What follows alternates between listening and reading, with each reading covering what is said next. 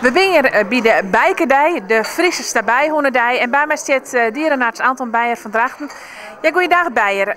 De Stabij, is het een hoen die je om prut op jou spreken hoe het zien komen? Ja, dat is een hond die van oorsprong eigenlijk de Friese huishond is.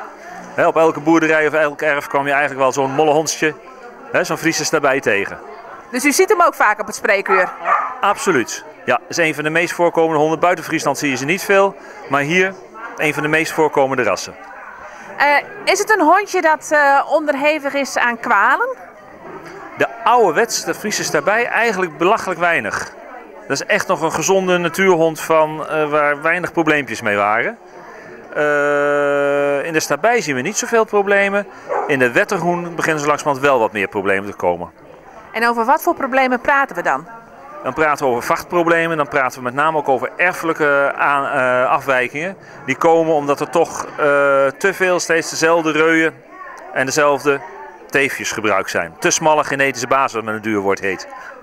Zoals het dan als plattelanders zeggen, gewoon inteelt. Gewoon inteelt, precies. Wat kunt u mensen aanraden die een hondje en met name een Stabij willen gaan kopen? Ja, ik zou sowieso even goed kijken of de ouders geröntgend zijn voor HD.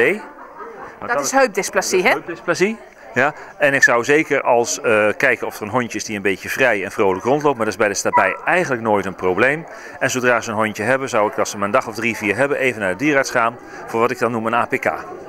En wat houdt zo'n APK dan in?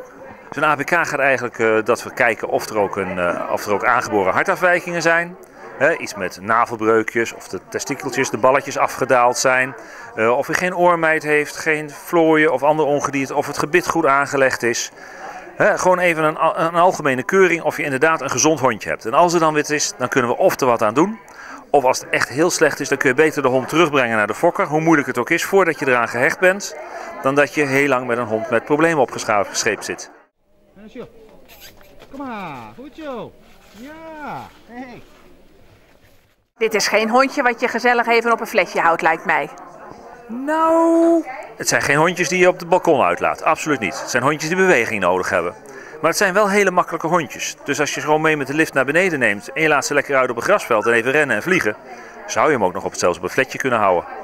Dus wat u betreft is de Stabij een aanrader voor elke Fries die van cultuur en honden houdt? Absoluut. Het hoort gewoon bij Friesland en het is eigenlijk een stukje van de Friese cultuur. Dankjewel Anton Beijer. Graag gedaan. Goed zo.